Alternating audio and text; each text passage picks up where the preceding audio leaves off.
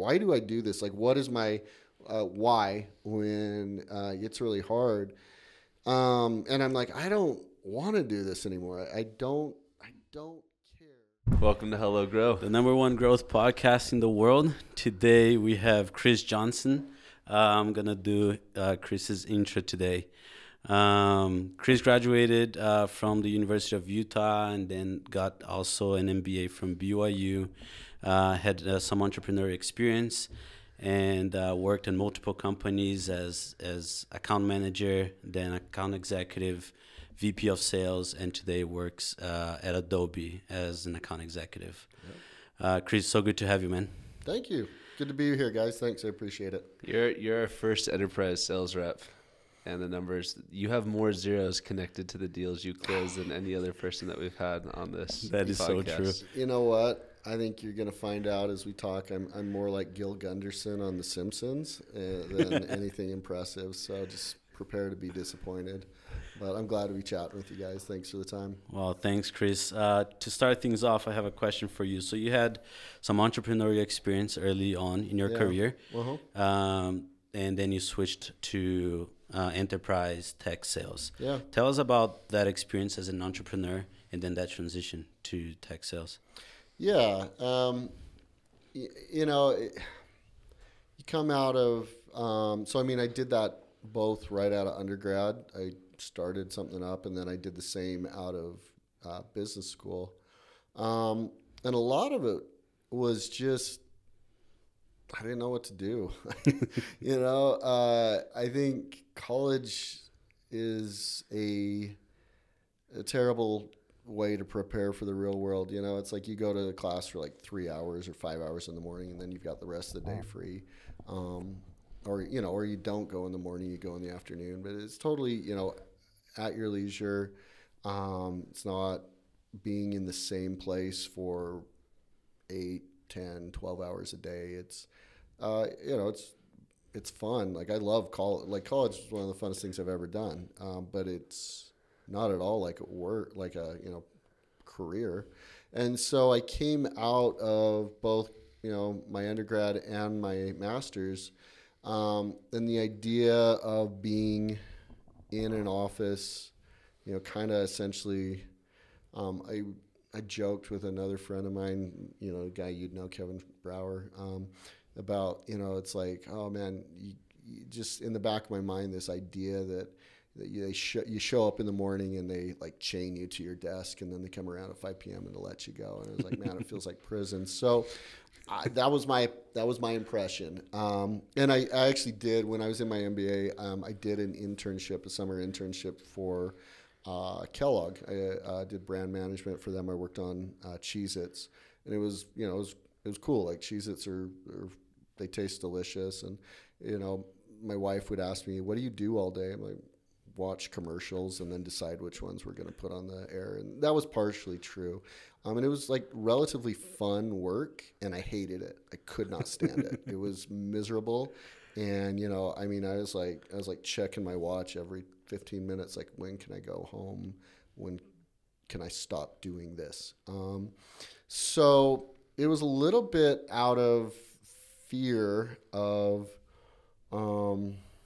I don't know, like growing up and facing the real world, that I tried to do something entrepreneurial. Like I wanted control, and I wanted, and I would see needs. Like I was like, hey, I could do this, and it was really hard, and I failed mostly. So that's kind of how that went. So that led me to end up having to get a real job, essentially. So, Carlos, can I ask you a question before? Absolutely. I know we have a cycle that we're going to go through.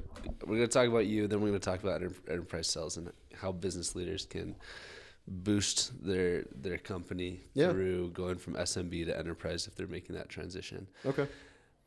But I know you have 4 kids. Yeah. I know you have an undergrad and an MBA. Yeah. And you just got done saying that school is a horrible way to prepare yourself. So I mean, kids are probably that's probably not true.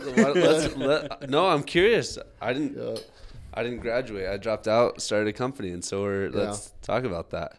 Yeah, look. So, I mean, anyone that's listening, I hope you understand. I'm mostly joking, but um, I learned a ton of good stuff. I learned a ton in my finance classes. I learned a lot in my marketing classes. I really like studying economics. Found that fascinating, and that helped me a lot at one of the companies I was with. I mean, I did a lot of regression analysis for this. When I worked at a company called Summit Energy, I kind of figured out a market niche that we weren't serving just by the basics of supply and demand. And so there's a ton of value in what you learn. But the cost associated with a degree now versus the return on investment, it's kind of, it doesn't necessarily make sense like it used to. And I feel like information has been democratized with the internet. You can go on YouTube and learn basically anything. And if it's not at YouTube, it's somewhere else. You can essentially on your own with some effort gain the same knowledge you would gain in an MBA class. In an MBA, you wouldn't have the experience of being able to talk to professors. You wouldn't have the experience, the network that you come out of. And I think unless you're going to like maybe a top 20, maybe even top 10 business school, I think the idea of a network's probably overstated. It's definitely different if you're going to Harvard or University of Chicago. I mean, the business schools. But so if you're not going to school for, if you're going to go into sales or you're going to go into entrepreneurship, is school worth it? I mean, you're talking to somebody whose dad is a PhD and has taught at a collegiate level. So I personally have a love for education and higher education, but you can be very successful in sales without a college degree. You can be very successful. With entrepreneurship, I think it depends on what your product, what you're selling. With sales, I don't think you necessarily need a degree. There's always going to be cases, but let's talk about kind of like that fat part of the bell curve, the majority, the 80%. You can probably do most enterprise selling without having a degree. Will Adobe look at you without a degree? Yeah, for sure. It depends, what you've done in the past. You'd probably have to kind of like build your resume slowly with going from a smaller software company to bigger, and then yeah, for sure. I have a couple of buddies who for sure didn't graduate college that were successful at Adobe and have moved on to other places and have continued to have success in their sales careers. Entrepreneurship, I would say probably very industry and product specific. I mean, if you're going to do something in biomedicine, you probably want to know a fair bit about it. Maybe you can learn that without going to school. It'd be really difficult, I imagine. I don't know. I'm not good at that stuff. But, what was that TerraNova lady? I think she dropped out. Elizabeth Holmes from Elizabeth Stanford. Holmes, probably. Yeah, I mean, she was a Stanford dropout, I think. And so, bad thing. But, I don't know. I feel like if you're doing software, like you can learn to code. Anyone can learn to code without having to go to college. There's a lot of just like guys who figure out some little niche. They can and they're smart. They can figure out how to source properly, and they can muscle through for sure without having to go to college. The thing about college, or just some way of educating yourself, maybe it's through a mentorship, is learning from other people's mistakes. You can like really shorten your time to value by not having to learn, not having to learn everything the hard way. If you can learn some things the easy way because someone else made the mistake first and you just are the beneficiary of that. That's a good way to do it. So but no, I would say college, not necessary at this point, and it's like you mentioned being a dad. I think about what I want for my kids, and, I look at the cost of college. I look at what, kids are getting paid coming out of college, the type of jobs they're getting, the type of job satisfaction people have too. I don't know if it makes sense. The reason I would want my kids to go to college is for all the fun memories I had, the goofing around, staying up all night, making friends, and I want my kids to have that college experience. But I think that's a terrific way to look at it, to say I'm paying for an experience. Education is now democratized, it is now free. Yeah. But I'm going to go pay for an experience. You mentioned learning from other people's experiences. Yeah. You went this entrepreneurial route. You did startup. You co-founded a company. You were an early employee at another company. Yeah. All of these paths led to you being a highly successful enterprise sales rep at Adobe. Can you kind of walk through that path and some of those mistakes that other people might make that you made, that you learned from, that got you to where you're at today? Yeah, for sure. I didn't want to go into sales. I didn't think that was where I wanted to be. Because of a stigma or because of a stigma? Yeah, for sure. And also, you get told no and stuff like that. It's hard. It's hard for about a month, and then you're like, I don't care anymore. But and that's funny. But there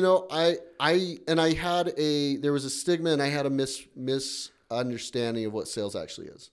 And sales gives me everything that I value in life. I have a ton of autonomy. I eat what I kill. It's like ultimately I determine how much money I make. I love that. And it's not like when I was at Kellogg, I was telling you about that summer internship. It was kind of like,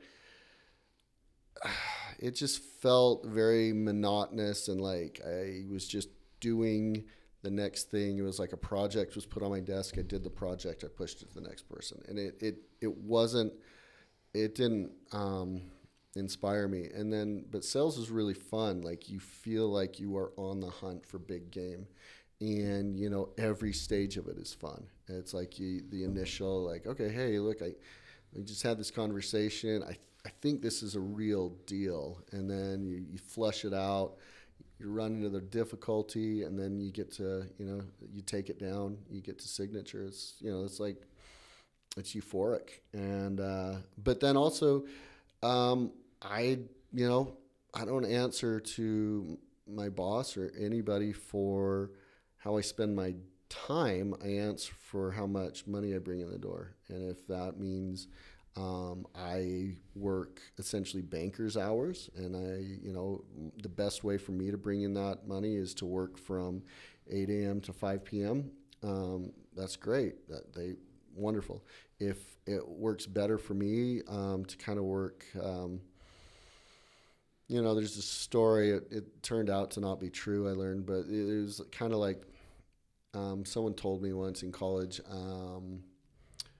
that J.D. Salinger wrote Catcher in the Rye like on a bender over a weekend or something, and so if you can take it all down over a weekend because you work really hard, then that's a great way to do it too. Turned out J.D. Salinger was working on Catcher in the Rye the whole time he was in World War II, so this story was kind of ruined. But it's like there's different ways to work, and if you find a sales culture that allows you to work in a way that makes sense for you, that's great, and it's a really fun thing, and it kind of scratches that itch of being an entrepreneur. So, yeah. Chris, you said that there are a few things that sales provides that you value: autonomy. Yeah. You eat what you kill. You kind of control your income. Mm-hmm. Who is sales not for? Well, I mean, if you can't get told no, somebody that doesn't like to hear no, you have to you have to be somebody that can. I had a sales leader once who said we're paid to influence behavior. And so if you're uncomfortable with, making difficult requests and, building relationships and then kind of having to put some pressure on those relationships, you don't always have to do that. But, sometimes you're like, hey, I need you guys to come through on this. It's kind of, make or break time for me. This is a personal request. You kind of have to be willing to do that sometimes. If if you're somebody that can't adapt to change, it's not good. Sales is changing, the technology is changing, you're getting different customers, you're facing different headwinds, and so you got to be able to pivot and still want to keep doing it. There are repetitive aspects of it. Sometimes like early stage sales where you're kind of trying to uncover need and stuff, it can be a bit monotonous after a while. But so you got to be able to grind through that. I think you have to have a long-term view. I have a buddy who's an engineer. He told me these different ways that engineers work. There's tactical engineers that focus on, it's like you can put a pretty complex math problem in front of them and they can solve that. But they can't see that next level up, which is more of a strategic thinker where you're thinking like, okay, how do we assemble, kind of the next level of work? And then, there was one level above that, and I can't remember what he called that. But if you're kind of a tactical thinker, you probably won't be good at sales because you have to be able to determine pretty quickly whether you are allocating your time to deals that are going to close or not. That's the most, as a sales rep, a sales guy, I felt like my most limited and precious resource was my time because, you're on a clock. Oh, that's another thing. If you're somebody who can't handle the idea of like you're always 2 quarters away from getting fired, it's not for you. 'Cause you got it. It's like, all right, I reset the clock. Now I got another 6 months. Maybe it's a year. But I feel that way at the end of every year. I'm like, okay, I survived another year. Now start the clock over again at 0. No matter how well you did last year, you're always pick the number 12 months, 6 months away from being fired at any given time. So you got to be, if you're somebody who can't handle that sales is a bad place for you. So. You just reminded me. So we closed my team. We have now a total of 9 people. And so we had an amazing month of April. And then we were all working overtime on the last day of April to make sure that we hit our targets. Yeah. We had so much fun. We all jumped on a call. We celebrated. We were listening to music. Everyone's just jumping, right? We hit our goals. Next day, May 1st, 8 a.m., we jump on a call, and everyone's just like, we got to do it again. Yeah. Oh, yeah. That's the part, that's the part where you're kind of like, I don't know if I want to do this forever, man. It's like you go from the high, the euphoria, to you're like, oh, man, I'm back at ground zero. And I who was it? It was a college coach. I think it was probably Urban Meyer. I listened to an interview with him where he talked about how getting burned out. And I think it was after he left Ohio State or something. But as I recall, he talked about it's like the wins weren't as good as they used to be, and the losses were still as painful. And I can understand that. In fact, I think sales is a lot like just the mentality is a lot like. Kind of pro or college level sports. You're judged. You're judged on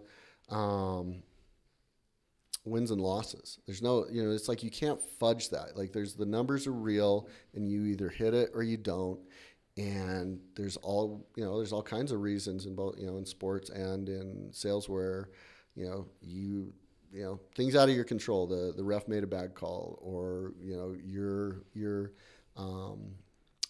champion at the company got fired, or something like that. You can't control that. It doesn't matter. Like you're still held accountable for that number.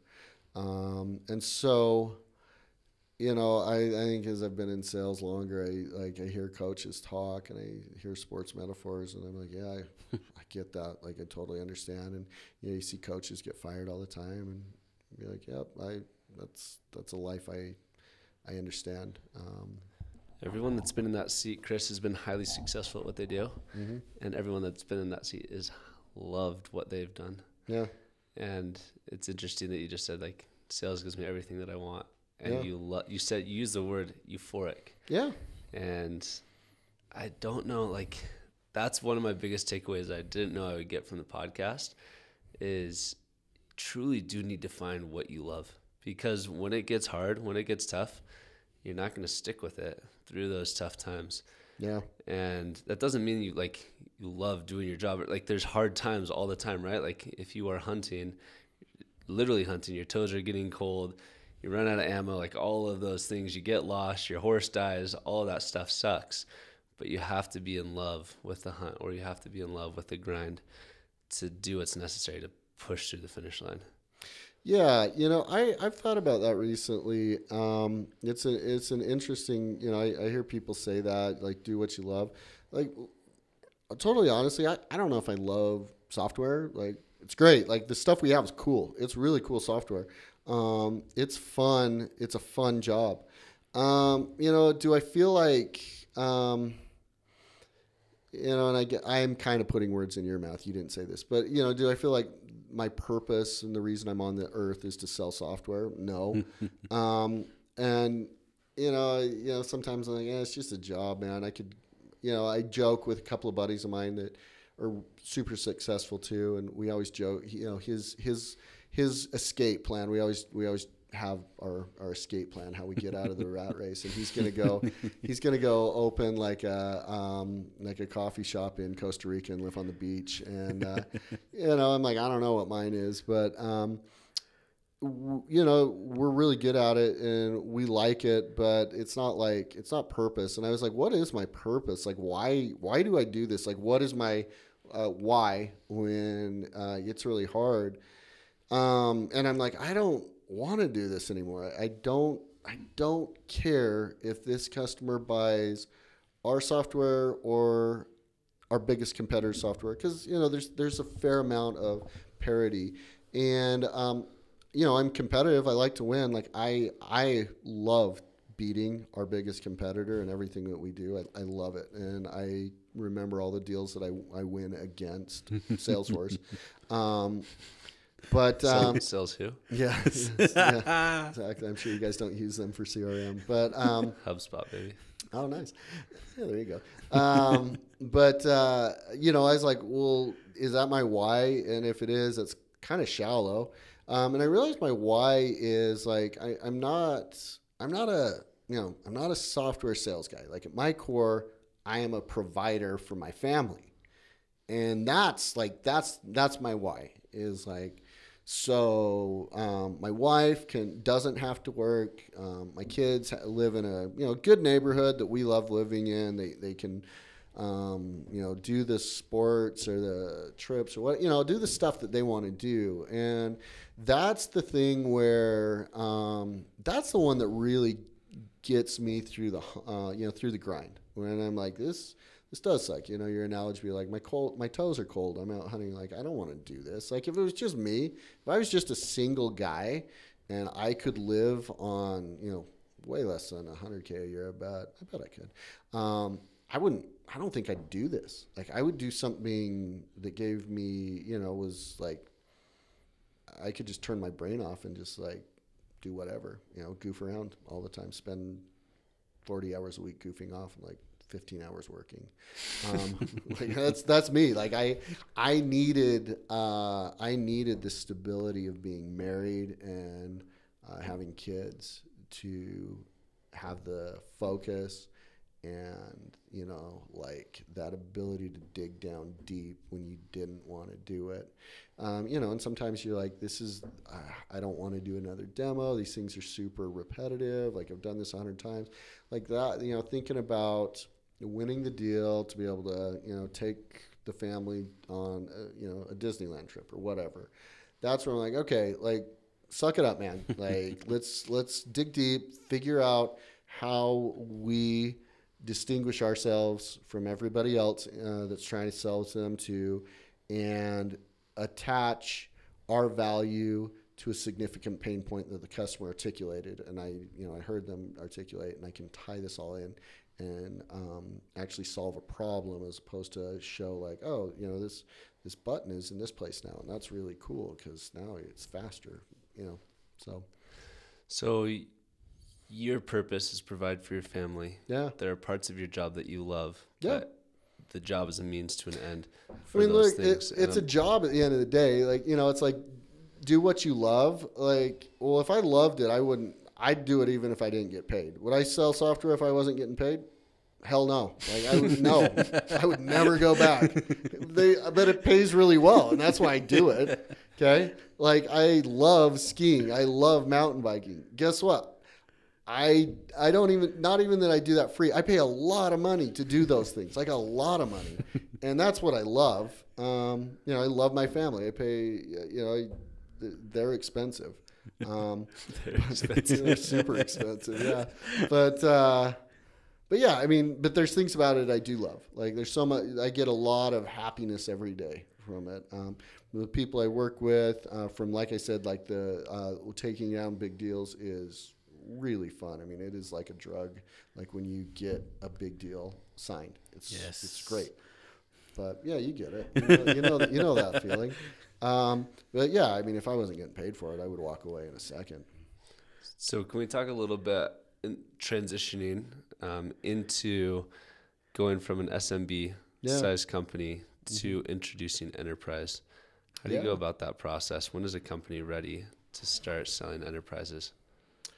Yeah, I mean, so look, you mentioned HubSpot, and that's a company where I think their success is realizing like there's, SMB is probably a good place to play. And they, so I guess the question is like looking in the mirror, evaluating, so honestly, like, are we an enterprise solution? Or are we an SMB solution? There's nothing wrong with being SMB, for one. Like, there's way more SMBs in America than there are Fortune 500s, because by definition, there's only 500 of those companies. Now your books can look a lot better if you start stacking logos on there, and those are where you're getting 7-figure deals. You're probably not taking a 7-figure deal down if you're doing a company that's only doing 10 or 20 million in revenue anyway. So I would say, is there an unmet need in the market that enterprise have? Is the pain that they're suffering by not meeting that need significant enough that they would pay 7 figures for it? Or, you have to decide, are we a 6-figure deal or are we a 7-figure deal? You have to make that determination yourself. And then also, I would say, are you ready to compete against like companies who have essentially like bottomless war chests to beat you to pieces? That's, because once you start playing in enterprise, like, you might have a solution that you're pretty confident there's nobody else filling that niche, or there's nobody of consequence filling that niche. But probably the big companies that are selling in that space, or selling to the customers you're going after, they think they have a way to solve that problem, and they don't want, kind of the heel nippers coming in and taking their business. And so they're going to get really territorial and really personal about that. I know that because I hate losing deals. I mean, there's a couple of companies I hate losing deals to, and they're good at what they do. They have a scaled down, simplified, like quick, easy solution. And some of our customers want that. They don't want the heavy lift that comes with using Adobe. They don't want the implementation that's a 7-figure implementation, and 4 or 6 months to stand up. So there probably is opportunity, but there's also, you're going to be fighting against companies that sometimes they'll just buy the business. You're like, well, we're trying to sell a solution. We firmly believe, that this is $500,000 annual subscription is fair. And, the big guys will be like, well, we'll do it for free. Just, sign a deal. It'll be free for 2 years. And then the third year, it's $100,000 or something like that. Sometimes they'll just buy the business out from under you. So, I would probably say if you've got a good war chest to where you can, weather the storm going after enterprise, and some companies retreat out of enterprise. Like we're just we like that mid-market, we like that small business size. So, you have to say this is strategic. We're going to be willing to suffer for a little bit. We're going to take our lumps because you're going to have to learn things there. But we also have a really unique solution that nobody else is doing as well as we're doing. We can articulate the value to an enterprise and be able to navigate a lot of times with SMB, like sometimes, the first call you make, you're talking to the guy that can sign a contract. It's never the case in enterprise. Like you're never, you're talking to, you got to work through and you have to understand who all the decision makers are. You have to understand that, we've got legal has to be involved. Somebody in finance has to sign off on this. Somebody, we're definitely going to get beat up by procurement on this. And so we're going to have to go through all of that.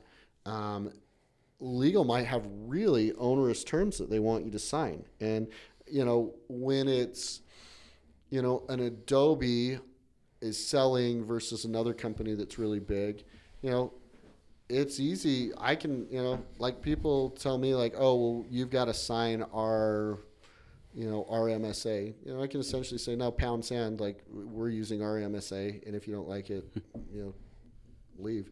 And they'll cave because, and a lot of times they have pretty garbage terms because they're not enterprise, they're not software companies, and they're, I don't know, selling playground equipment or something random, and so they don't know how to buy software anyway. But so that's always fun. What's your pitch to get them to sign your MSA? When that comes up, as a lot concern. of times I'll just say Adobe doesn't sign anyone else's MSA. And then, so what would your suggested pitch be for somebody that's getting it that doesn't have Adobe's clout, right? Yeah, and you well, have to navigate that. So it's still the same value behind it that I was saying is say, well, we have done this, 10,000 times with this different customers. And so what we found over these is that there's certain things that come up and certain things that don't. And so our MSA is really tailored to our solution, to this market, to this space. You guys probably have really general terms because you're using the same terms for whoever you're buying CRM from, whoever you're buying ERP from, whoever you're buying like a HR system from. It's not going to protect you or us effectively because it's wide. It's not narrow. It's not specific. So I'm going to ask you to go over our terms with your lawyer, and I think you'll see that these are really applicable and specific. So. It's so cool that you bring that up because I actually learned that from you. We had lunch about a month and a half ago, 2 months ago, and it's crazy. We were together for an hour, and I learned so much after that lunch. I've been telling Court, and I want to take this opportunity to thank you for that. No, seriously, it was. So 3 things that I learned from you. The theme of that lunch was control the deal, both timing, the MSA, disqualify fast. I remember you saying that, and choose a methodology. And it's so funny because what I did from that lunch, I learned those things from you. I went and built an enterprise playbook, and in just less than 2 months, we went from having 3 enterprise deals in the pipeline to now 10. Oh, nice! Just using those simple things that you taught me, Chris. So I wanted to thank you for that. But at the same time, ask a couple of follow-up questions for the audience on that. Why is it so important to choose a methodology? I mean, so the first thing is it helps you disqualify deals quick. And why should someone disqualify fast? Well, again, it goes back to something I said earlier. As a sales rep, I really do believe your most precious commodity is your time. Like you're on the clock, man. Like so, if you're gonna wait and hope on a deal that's never coming in, you get fired. I remember I had this. I worked with this gal, and I really liked her. She was really nice.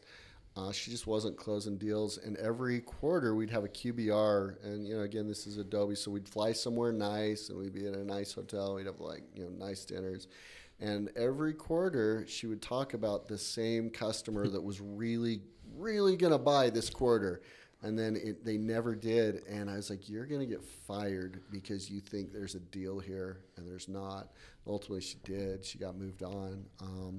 And so that's why you got to disqualify quick, because you're going to have these people they'll give you just enough hope. You're like, okay, like it's really going to happen this time. And so that's why methodology is really important. I'm visual, and so I have I write it. I just use like OneNote or even Word sometimes, but I have my sections of like, okay, I need to understand really clearly like what we're solving for. And if I get to the end of a discovery call, I'm like, I don't actually know like what they're trying to solve.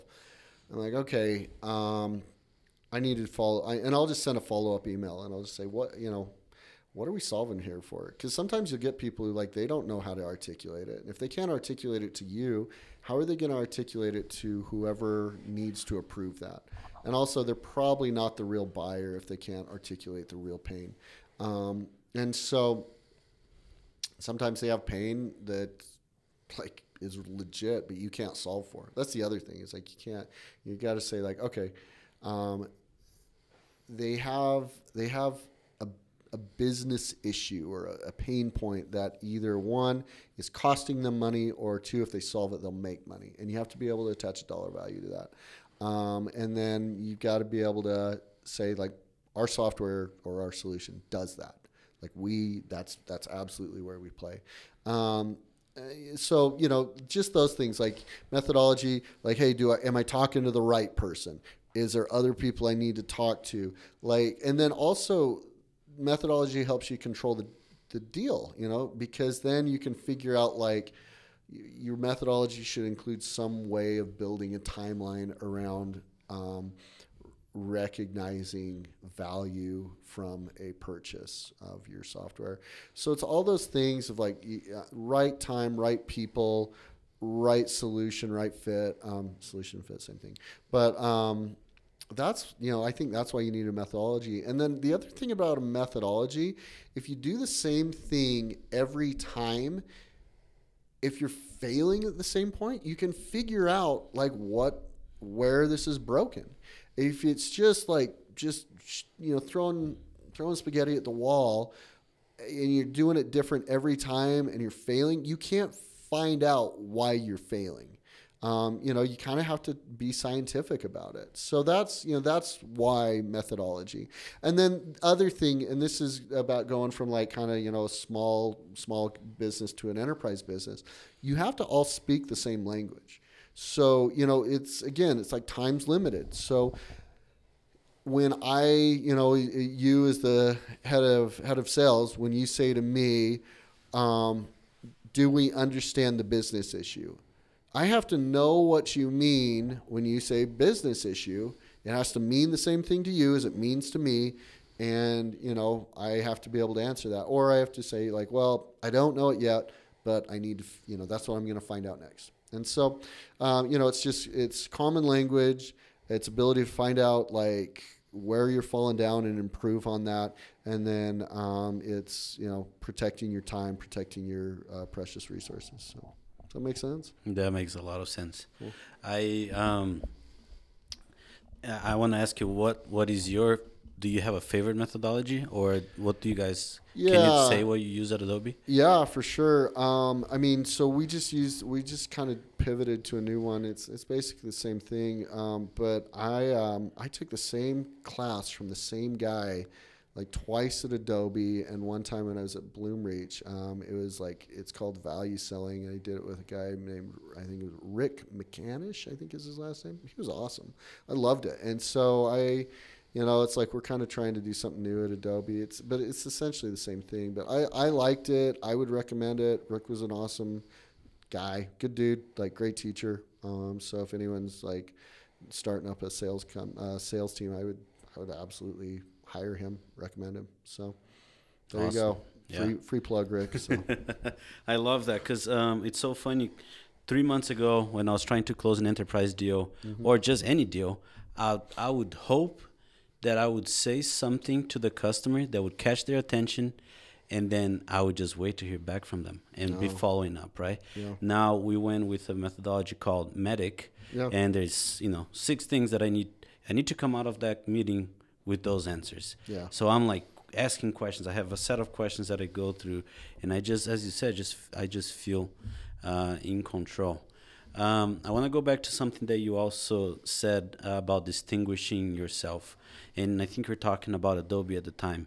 But you, of course, you have been successful in what you do. What do you think distinguishes you from other salespeople? What do you attribute your success to? Yeah. I mean, I think one thing is I've got a good sense of where a real deal is, and then I focus on that. I'm gonna find that deal, and so that's one where I kind of was talking about my friend who had the same thing over and over in her quarterly forecast and never closed it. It was like I've got a pretty good sense of that. I think it's helpful, but I don't think it's a requirement. I'm a pretty friendly person, and I end up getting along really well with most of my customers, and I like them, they like me. We build like a legitimate friendship. I think that's good for my style. You don't have to do that,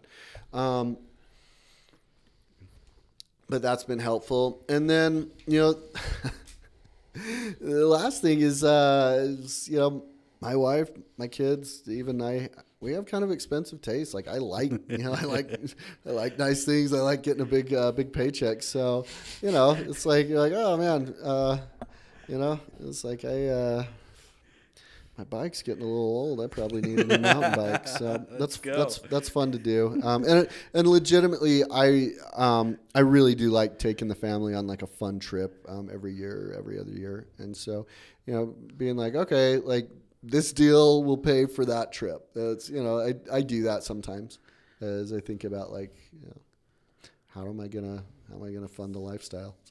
So you have a pretty good sense of when is a real deal. Yeah. So you can smell it, and then second, you're very friendly. You end up building a relationship with your customers.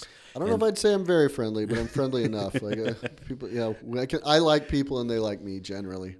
And third, there's an extra motivation there that comes from having an expensive taste. I love it. I would say just a family. It's like I got bills to pay, man. So I gotta take this thing down. Yeah. One thing that I realized was while you were talking. So I came from door-to-door sales. Oh, so different. That's right? Grindy, man. Grindy. Yeah. 5 years of knocking doors. Oh wow. In college. You're a better man than I am. I could do 2 years of knocking doors and selling something way better than pest control or whatever. But yeah. So mine was pest, door to door, $400 or $500 annual contract. Yeah. And I was having a conversation yesterday, and someone was saying, "Well, you'd always hold up the bugs that you found, right? Like you'd point out the bugs." It's like, bro, you have no idea how many people I sold that had not seen a bug in their house in a decade. Like they had no problem. Yeah. But they liked me. And they were doing it, and it was a deal. I saw this thing about this animated thing about shopping math, if you guys have ever seen that.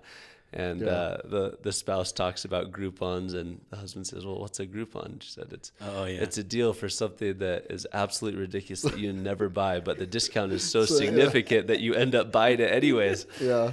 And as you go through this cycle, you have as you go through this growth stage in deal sizes and the complexity of the deal, I think what I missed when I first started Aspen is I'm in this middle ground where there actually has to be a problem to solve. Yeah. And I think a lot of people think about sales and that stigma of talk about stigma, going into door-to-door sales. Oh, yeah. Telling my doctor dad, like, "Hey, I'm going to go do this because this kid made more than you did in 4 months as a door-to-door sales as you did as a 4 months as an MD." So going into that cycle in really low deals, you can be persuasive and you can have an emotional connection and drive the sell forward almost entirely with personality and sales tactics. And the deal just lasts today, the head nods, the smiles, the eye contacts. And as you progress in the deal, the focus switches entirely to discovery, understanding, and a real pain that you solve, and then they come to see you as the solution to this pain instead of, I see you as this person that I don't actually have a pain, and I'm just going to buy whatever it is that you're selling because I like you and want to support you in your college career or whatever it is. So anyways, that came to mind as you were talking. And then also throwing the spaghetti against the wall and seeing what sticks. I think that's the hardest part of entrepreneurship. Yeah.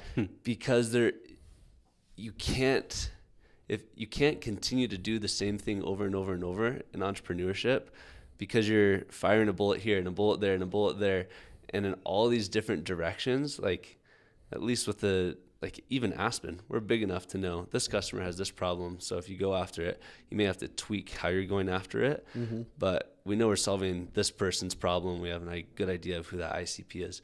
But with a startup, you're constantly changing so many variables that I think the only way to do it is to put in the 80, 90, 100 hours a week for the first 2, 3, 4 years to get enough reps in so that you can say, okay, we've identified our ICP and we've identified the problem that we solve and we've identified the sales methodology that's going to work, and then to refine all of those. Yeah, and it's kind of like there's different ways to be an entrepreneur, right? It's like most startups fail, and it's just because exactly what you articulated.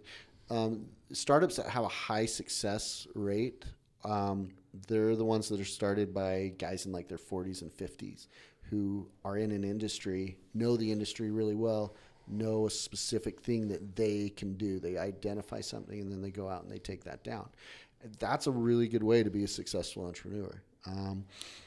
And I was just reading about this just the other day, but yeah, it was like, it was about guys in their 50s that do startups, and they have this phenomenal success rate because they've been in an industry for 20 plus years, 30 years. And so, they're not changing multiple variables all at the same time. Yep. Essentially they're ready to go out of the gate. But yeah, it's like I had a professor down at BYU. I can't remember where he is now. He's like, maybe at Inset or something. He's a really bright guy. His name's Nathan Furr. But I took an entrepreneurship class from him, and he was about putting a methodology around entrepreneurship, and it was really good. I really liked what he was doing, and he was a super smart guy. I still follow him, I think, on probably just LinkedIn, but he posts good stuff all the time. You guys should check him out. You might like him. The sick joke about entrepreneurship is, and what you just said of putting a methodology around entrepreneurship, is I've had methodologies given to me and I've tried to execute on them, but my hubris, my pride, that when I went through this methodology, it's like, okay, check this box, this box, this box. It's like, well, I didn't check that box, but I'm going to be super successful because I know I'm going to be super successful. Yeah. And that venture, that box didn't check, failed.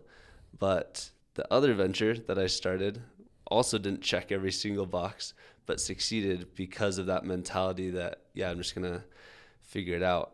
And so I wonder if it's an oxymoron to say I'm going to put a methodology behind entrepreneurship to that degree, maybe loose methodology, loose structure. Yeah, I don't know. It's kind of like, It's like we were talking about, like figuring out where you're failing, in sales. I think I think it applies to entrepreneurship too. That scientific method. Yeah, sometimes you win a deal just because you're lucky. Sometimes entrepreneurship, you're just lucky. And if you don't apply a methodology to it, like how do you know, like whether like, well, man, I just muscled through, or maybe you're just at the right place at the right time. Yeah. Like sometimes that happens. I don't know, but it's like if you want to repeat it, you probably need to have a pretty good sense of like, where's your strengths? Where's your weaknesses? Where can I improve from the last time I did it? It's there. There's like, if you're successful, there's a real temptation to be like, yeah, just do that over and over again. And a lot of times your second go round is not as successful as your first go round. And maybe I'm wrong about this, but I feel like it's because people aren't realizing where, maybe we got a little lucky on a couple of coin flips through that whole thing. And we were smart on a lot of things, but man, sometimes we got a little lucky. And so that's why I'm saying, like, I think it's good to have a framework to work within and be logical about it. Don't be super reactionary. And I think that's also how you keep a North Star. We were talking about Elizabeth Holmes earlier. It's like, she didn't have a North Star of actually being honest. Yeah, speaking of hubris, her North Star was, how could I be the next Steve Jobs? Yeah, and that's the thing. It's like, I think sometimes, there can be hubris in the startup, and there would be a temptation to be like, well, I'm going to succeed because I'm awesome. Like, how could I not succeed? And, I think you're smart and you recognize like, hey, maybe I need to be a little bit humble about this and like learn from other people's mistakes like we were talking about earlier. But, look, I don't want to discount the hustler mentality and like, because I think there's a ton of insight that will come from it in the kind of the last minute of the last hour where you're just grinding, and then you can have that moment of inspiration and figure it out. I think absolutely. But, maybe if you can learn from people's mistakes and apply a methodology that's proven over time, you can not have to work till the last minute of the last hour. Maybe you can solve that problem earlier on and be like, okay, we're systematically moving down the path to success and large scale success. But I don't know. No, I totally agree. I think there's so many things in the business world, especially, that it shapes the person because you're having to embody seemingly conflicting characteristic traits. Yeah. You have to be confident. You have to be humble. You have to know what you're talking about, but also be seeking learning and super, super hungry to get that additional learning. So same thing in entrepreneurship. Yeah. Yeah. What else, guys? Chris, we love asking this question, and it's been so insightful this far. To wrap up, and Court, I'm pretty sure you have another question as well. One more. One more. You answer one of the questions that I always ask, which is about your why. But for someone who is, you're sitting across from your 24-year-old self, what do you tell him? Dude, probably buy Tesla, sell when it gets to 800. So I think that's the main thing I would tell 24-year-old me. Yeah, I think I would probably say, like, don't try and avoid getting into sales. Like, just jump into it. I wasted a lot of time, like, trying not to be in sales. And so I'd say just, jump in, get going. I'd say, be willing to look dumb and learn. I think I held back a lot throughout my career. I think I held back because I was like, well, I don't know. I don't want to look dumb, so I'm going to kind of hang back. So I'd say don't be afraid to look dumb. That's what your 20s and, I don't know, part of your 30s, maybe all your 30s. But that's what that's for, is like look dumb, get it wrong, and be okay with that. What else would I say?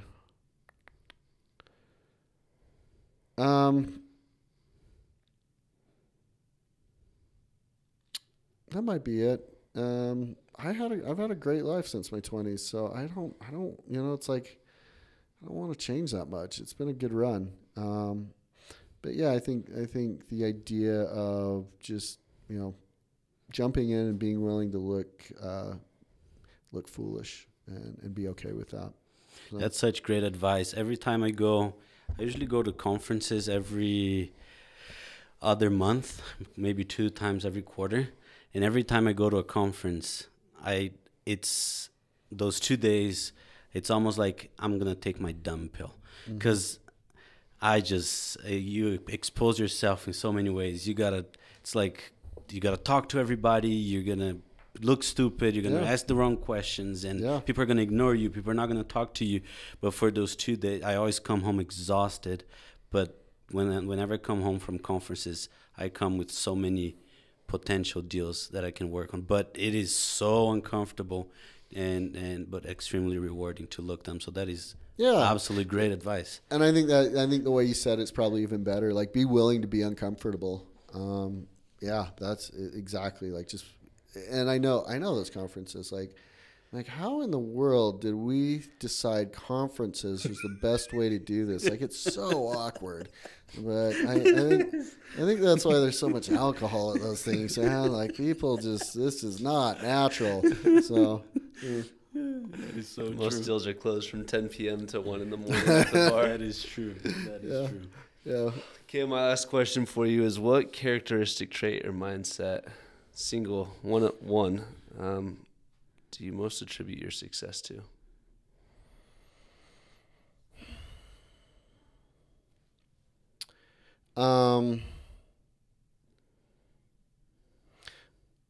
We haven't talked about this at all, but I would say probably determination. Just being willing to get back up when it goes bad, keep going, not take the failures too hard, and be able to just keep marching forward. I think there's I talked about the ways people work, kind of like the banker hours versus the J.D. Salinger methodology, which wasn't true. But I think there's a lot of value in that, just being able to keep taking one step in front of the other, and just march when it sucks, march when it's good, and have your North Star that we talked about, and just be determined to get there, whether it's easy in front of you or whether it's hard. And you're going to go through good times and bad times, but if you don't deviate, I think you'll get there. I mean, it's amazing the society and just the world we live in. I mean, I feel like most people in America, if they single-mindedly wanted to succeed at something, they probably could. I was talking to a friend about this the other day. Throughout the course of the history of humanity, most people that have been alive didn't know where their next meal is coming from. It's like, well, I ate today. I'm not necessarily sure I'm going to eat tomorrow. Like, do you have any doubt that you're going to eat dinner in an hour? Do you have any doubt you'll eat breakfast tomorrow? No. It's just like our society's so built for success. And there's so much opportunity for everyone. I think that's one thing that I kind of maybe younger was wrong about. I'm like, man, there's some, like, success is scarce. And that's back to an economic principle, the idea of scarcity. I don't really believe that very much anymore. I think there's more than enough for everybody. If a dumb guy like me can be successful at sales, like anyone can. So, and I think it's just like getting up and doing stuff you're supposed to do every day. It'll work out. And so that's, determination. Just keep doing the things that I know work, and it'll be all right. More than all right. Yeah, be good. Everything's good, man. Chris, this has been an absolute masterclass, man. Thank you so much for your time. Seriously, I have a lot to thank you for, and thanks for your time.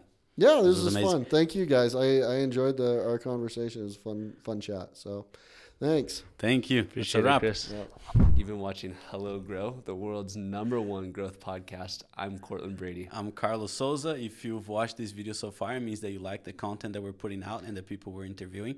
We're putting together a community of business leaders, entrepreneurs, and sales leaders. You liking, subscribing, and sharing this content helps us reach those that are going on that journey. If you want to be a part of this community, please subscribe, smash that like button, and turn on those notifications.